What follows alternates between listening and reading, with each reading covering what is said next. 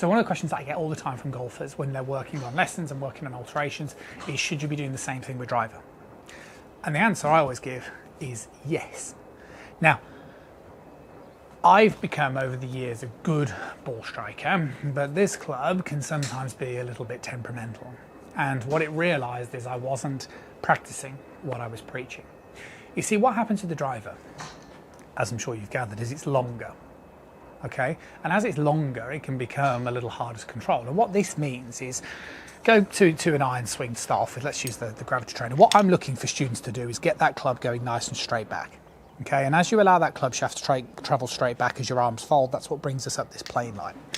Now, the driver swing, because it's a longer club, the tendency will be to get behind you. And as it gets behind you, you sort of almost convince yourself that's okay, because then you're going to drop it and roll, and then you can get hooky, and you don't want that. What it's going to feel like is, as you're taking that club back, is it's going to feel, if you imagine you were stood on like a compass, so you guys are north facing, east is the wall here. And as I take that club back, it's going to feel as though that club is going northeasterly.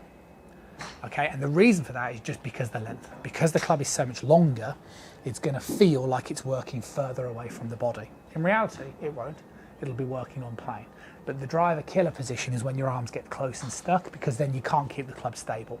You've got to keep those arms more in front of you, and then that way you can keep them more under control. And that's how I have personally found a driver swing, which coincidentally is the same as the iron swing anyway. Hopefully that helps.